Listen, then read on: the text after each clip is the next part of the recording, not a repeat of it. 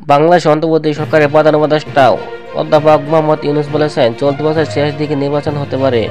Japan সরকারের NSK সম্প্রচারের মাধ্যমে দেওয়া এক বিশেষ সাক্ষাৎকারে কথা বলেন মোহাম্মদ ইউনূস। গত বুধবার তিনি ঢাকায় সাক্ষাৎকারটি দেন। তিনি কীভাবে দেশ পুনর্গঠন পরিকল্পনা করেছেন সেই কথা সাক্ষাৎকারে বলেন। ছাত্র জনতার গণ-অভ্যুত্থানে গত বছরের আগস্টে শেখ হাসিনা সরকারের পতন হয়। এরপর বাংলাদেশের অন্তর্বর্তী সরকারের প্রধান উপদেষ্টা হন মোহাম্মদ ইউনূস। এনএইচকের প্রতিবেদনে বলা হয়, বাংলাদেশ যাতে স্বনির্ভর হয়, শক্তিশালী হয়, সেটি নিশ্চিত করতে চান শান্তিতে নোবেলবিজয়ী মোহাম্মদ ইউনূস।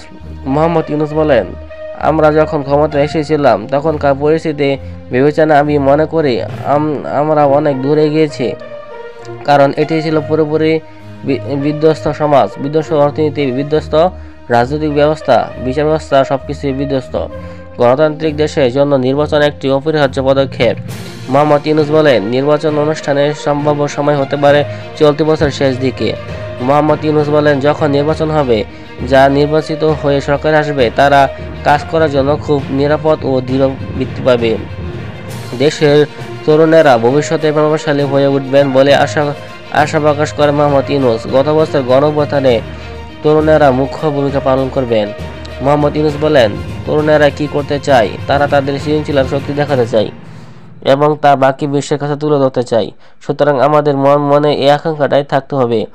দেখা যাক কীভাবে আমরা এগোতে পারি। বাংলাদেশের বৃহত্তম উন্নয়ন সহযোগী দেশ জাপান কৃতজ্ঞতা প্রকাশ করেন মোহাম্মদ ইউনূস। তিনি বলেন, জাপানের প্রযুক্তি